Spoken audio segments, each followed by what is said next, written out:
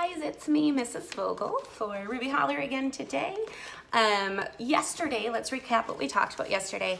Yesterday we started out with The Rock, and The Rock was where Tiller and Florida were in their boat and smash, they ran right into a big boulder, and boulder again is another word for a big rock, right? So they ran into this big boulder, the boat tipped over, both of them fell out. We realized neither of them can swim, and this river is relentless, right? It's taking them down, it's putting them under the water, and it's keeping them away from each other. It's kind of a scary moment in the book, right? And then we read Stones in the Holler, where Z is trying to fool Mr. Trepid, or so it seems, by placing some other stones within the holler to kind of throw Mr. Trepid off when he comes back and looks at this map that he's creating. Then we read the chapter Running, where Dallas is running down a hill and he trips, and all of a sudden he realizes, oh no, something's wrong with Florida. He feels it, right? And then we read more Shopping, where Mr. and Mrs. Trepid went out and they went window shopping again, where she went to a jewelry store to check out this beautiful necklace, and Mr. Trepid went in to check out a watch. So obviously they really believe they're going to come up with this money. And the last one that we read was Underwater, and that is where Florida was trying to make sure that she could stay afloat. And she remembered hearing where if you take in a big, breath of air, then you can float kind of like a dead man, is what she said. And that's why we call it dead man's float, right? Where you're laying there and just holding your breath and relaxing, and it keeps you up above the water instead of down underneath. And then she realizes that it's actually not deep. She's scraping her knees. So maybe she will be able to get out of this after all. I hope so. So today we're going to start with chapter 50, called The Feeling. Dallas was lying on the path, feeling like a scarecrow whose stuffing had been pulled out. "You okay?" Sari said, running up behind him. "Slipped." His head throbbed and his arm felt as if the Bridgerton boys had been at work on him. He closed his eyes, and as he did so, he saw an image of Joey.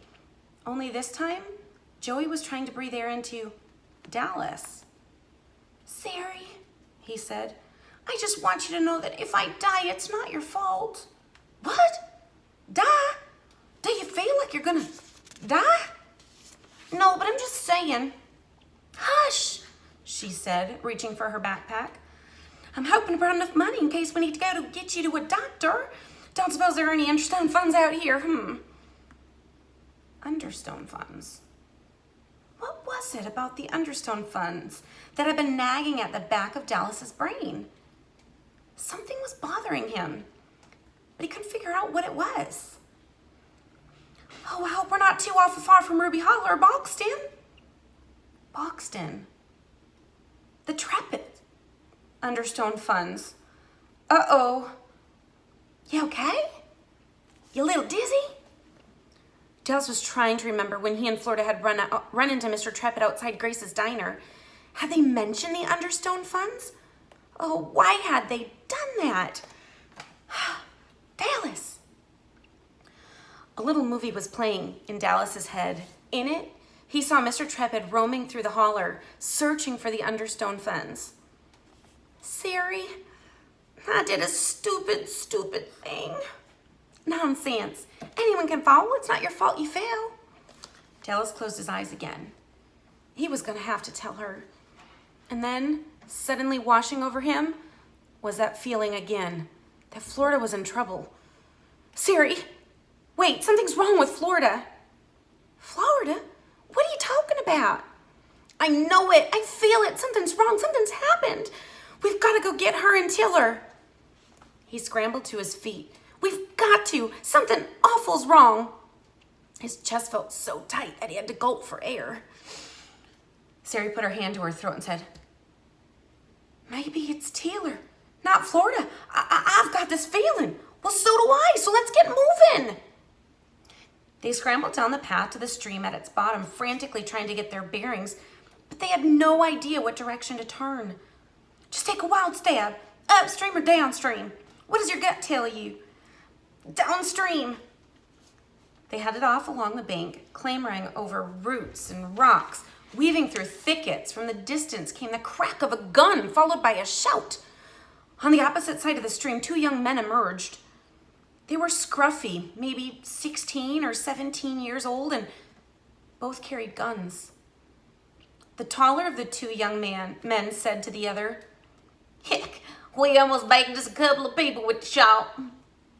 To Sari and Dallas, he said, "You seen deer come through here?" "No." "I told you it weren't no deer. It was a bobcat." "I ought to be able to tell a bobcat from a deer. What are you 2 doing up here?" "Hiking. Don't suppose you could tell us where we are?" The taller boy took a swig from a hip flask and wiped his mouth with his sleeve. "You don't know where you are?" "Not precisely. We started out in Ruby Holler, and that's where we're aiming to get back to." "Ruby Holler? Never heard of it." "How about Buxton? You know where that is?" "Sure." He was about to say more, but the other boy interrupted him. "You do not. You never been to Buxton. You don't know where it is. See? Oh, must have been thinking of some other town."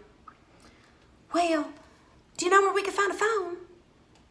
Sure, you just keep on going downstream and real close by there's a little diner, see? You can get something to eat and use the phone. Tell you what, we'll even watch your stuff for you if you want. We'll wait here for you. That stuff looks pretty heavy." "Well, that's mighty nice of you. You say it's real close, this diner?" "Sure, 5 minutes away." Sari removed her backpack and set it on the ground. "Okay then, Dallas, you ready?" Dallas was torn. His old self would have leapt at the chance to dump this heavy backpack and go get food. But what he was hearing in his head was Florida saying, "Don't trust him." "Dallas, come on, let's go to that diner and find out where we are. We can use that phone and get a message to Z." "Z? Is that the guy who'll haul the boat to the river?" "Yeah, he'll know how to find Tiller and Florida and us." As Sari and Dallas started toward the diner, Dallas glanced back at the boys who were now sitting beside Sari's and Dallas's backpacks, smiling. "Bye-bye. We'll be right here waiting for you." Chapter 51. Z. As Z drove down the road away from Ruby Holler, he wished he'd never gotten mixed up with that Trepid, and he hoped he could keep Trepid at bay until Tiller and Sari got back. What Trepid hadn't reckoned on was that Z had known Tiller and Sari most of his life, and that Z's cabin was over the far side of the holler, which made Z their nearest neighbor. It was Z who had driven Tiller and Florida and the boat down to the river, and Sari and Dallas back home again. It was Z they had asked to keep an eye on their place while they were gone, and it was Z who would meet Tiller and Florida at the end of their journey and drive them and the boat home. Z glanced at himself in the rearview mirror. "Now gotta get a haircut, and to shave, and clean up my place, maybe wash these clothes, maybe clean up this here truck too." He wished Sari and Tiller would hurry up and get back. He needed to tell them about Trepid, and he also needed to make his confessions. His first confession would be easy enough. He'd tell them that he was the one who'd gotten Dallas's passport. He hadn't seen any harm in doing that job for Trepid, except that he couldn't locate a birth certificate, so he had a friend forge one. Z hadn't felt too guilty about that until he discovered that Dallas was the boy who was going to accompany Sari on her trip. He'd have to tell Sari the truth. His second confession was going to be a bit harder. He thought about Tiller and Sari's place with its cozy quilts and always the smell of something good cooking. "I'm a lousy cook. There's fleas in my place." Z opened the glove compartment and fished through the mess of papers inside. He pulled out one wrinkled piece and smoothed it against the steering wheel. It was a copy of the hospital records he'd found after Sari, Dallas, Tiller, and Florida had gone off on their trips. He didn't know what made him go back and look at more records. He didn't need to. He'd already gotten a passport for Dallas, but he'd found it interesting. looking at all those things, and as a list of all those babies were born and how much they weighed and how long they were, one little baby weighed only 4 ounces. That's not much more than a little bird, he thought. Z had already checked the records for February and March of the year Dallas and Florida were born. Now he flipped to April, and there, in the entry for April 4th, it listed twins born at 7:45 a.m., a boy and a girl. His eye moved to the middle column where the mother's name was listed. He thought he was going to have a heart attack. That's my wife. My old wife. My only old wife. He tried to do some quick figuring, but his mind was racing. He could hardly breathe. What year was it that she left? She left only, oh gosh, it was one snowy, cold November day, a snowy, freezing cold November day. Oh, what year was that? An idea took a hold of his brain and raced around like a rabid dog. Those twins could be my twins. They could be my kids. I could be a father. Z didn't know what to do with this information. It was far too much for a man to take in. And I gotta let my head find a place to put it. Maybe he should tell those kids straight out and take them to his place, and they'd be a ready-made family. But he didn't know the first thing about kids. Maybe he'd better study up first. Maybe he'd better check what year his wife left. Now as he drove away from the Holler, he folded the paper and shoved it back in the glove compartment. Maybe I ought to learn how to cook first. Maybe I ought to save up some money. Maybe I ought to. And on he went down the road thinking, maybe I ought to. Maybe I ought to. Chapter 52, the one log raft. Florida tumbled along underwater, knees and elbows scraping rocks. The current surged and rolled over, batting her around like an old sack. When she could push against the bottom hard enough, she lunged to the surface to gulp air before the river dunked her again. She was mad. Mad at the river, at the rocks, and at herself for not knowing how to swim. You are not gonna beat me, putrid river. Her next lunge to the surface brought her forehead smack against a wide log. Floating free in the water, she grabbed for it, pulling herself across it, hanging on it as it careened wildly down the river. A raft, she thought, a crazy one-log raft. She had no control over the log, but it kept her head above the water so that she could breathe more than one gulp at a time. Ahead, the river churned toward the next bend. If only I could get to the bank. If only I could see Tiller. It was hard to look back without tipping off the log. She saw the boat spinning crazily upside down, but she didn't see Tiller. Tiller! She shouted, and then again louder. She didn't recognize her own call, so loud and urgent, like a bellowing bull. Tiller! But there was no answer as she barreled on down the river on her one log raft. Last chapter we're going to read today, 53, the dunces. This sure is more than 5 minutes we've been hiking. More like 45 minutes. Don't see any sign of a diner. You know what I'm thinking, Siri? I'm thinking those two boys are pulling our legs. There's no diner out here, and they probably stolen our backpacks. Siri halted, smacking her hand against her forehead. I'm such a dunce sometimes. No, you're not. You just think everybody's good and that everybody tells the truth. Siri put a hand on Dallas's shoulder. I do think that, and that's why I'm feeling like such a dunce right now. Siri untied her yellow scarf and jammed it into her pocket. Okay then, us two dunces are gonna have to find out a way out of this place.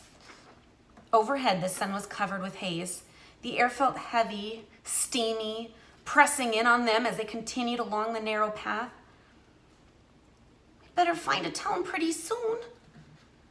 Dallas didn't want to tell Sari that he had this awful feeling he'd had about Florida being in trouble was now getting stronger. He was certain of it now.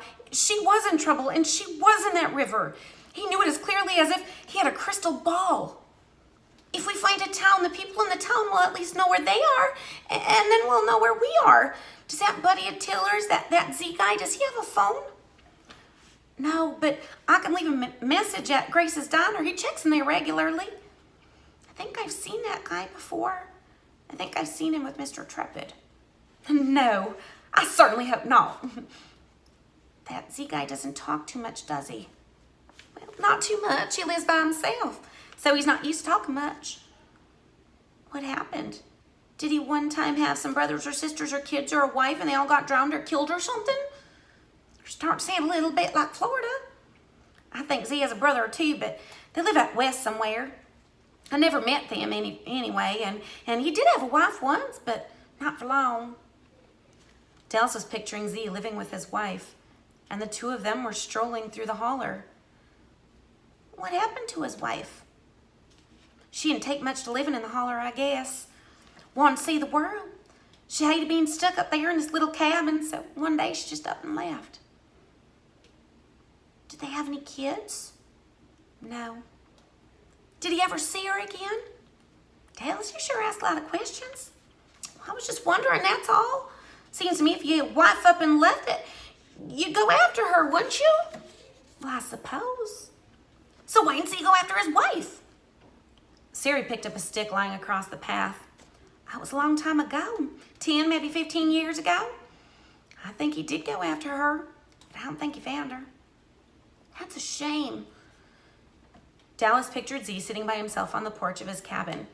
Hey, look, we've been yakking and not paying any attention, and I think we found a farm. See, way over there. Sari raised both of her arms in the air. A farm! Civilization, people have found us, run! And the two of them took off, running through the woods, leaping over logs and dodging branches. Whew, all right, guys. Well, started out with the feeling. Dallas tends to know things, doesn't he? Especially when it comes to his sister Florida, and he had this feeling that something was wrong. Did Sari? You know, it's kind of interesting. Not until Dallas started bringing stuff up did she kind of start questioning Tiller's safety, right? That's that twin intuition we kind of talked about a little earlier yesterday, right? How about this Z guy? Okay, so we find out that he has records of his ex-wife who had twins. So, do you believe those are his twins? Do you think Florida and Dallas are his twin babies? Or do you think that his wife had another family with another husband? Maybe. When he talks, who does he remind you of?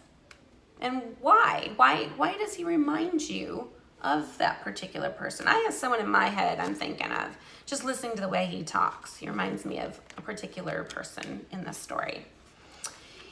We read the one log raft. What's the problem with a log?